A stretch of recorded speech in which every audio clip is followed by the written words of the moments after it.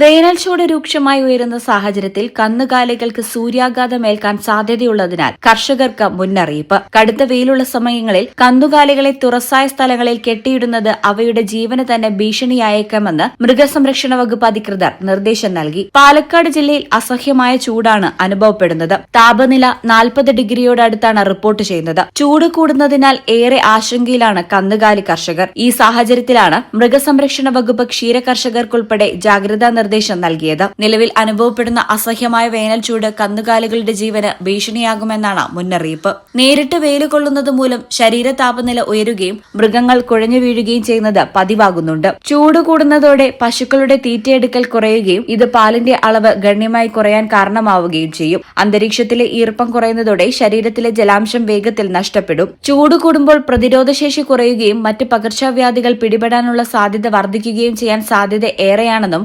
മൃഗസംരക്ഷണ വകുപ്പ് അധികൃതർ വ്യക്തമാക്കുന്നുണ്ട്. രാവിലെ 11 മുതൽ വൈകിട്ട് 3 വരെ ഒരു കാരണവശാലും കന്നുകാലികളെ വെയിലത്ത് മേയാൻ വിടരുത്. ശുദ്ധജലം ഉറപ്പാക്കണം. കാറ്റോട്ടം ഉറപ്പാക്കാൻ ഫാനുകൾ ഉപയോഗിക്കുന്നത് നല്ലതാണ്. വളർത്തുമൃഗങ്ങളുടെ ജീവന് പ്രാധാന്യം നൽകണമെന്നും അശ്രദ്ധ കാണിക്കുന്നവർക്കെതിരെ മൃഗങ്ങളോടുള്ള ക്രൂരത തടയുന്ന നിയമപ്രകാരം നടപടികൾ ഉണ്ടായേക്കാമെന്നും അധികൃതർ പറഞ്ഞു.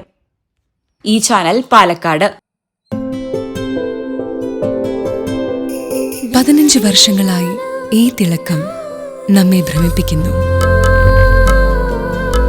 15 വർഷങ്ങളായി ഈ വ്യത്യസ്തത നമുക്ക് ആത്മവിശ്വാസം നൽകുന്നു.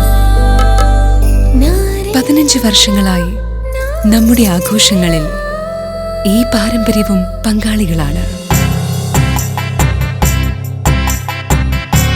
ഒരു ദേശത്തിന്റെ ആഭരണ സംസ്കാരം രൂപപ്പെടുത്തിയവർ.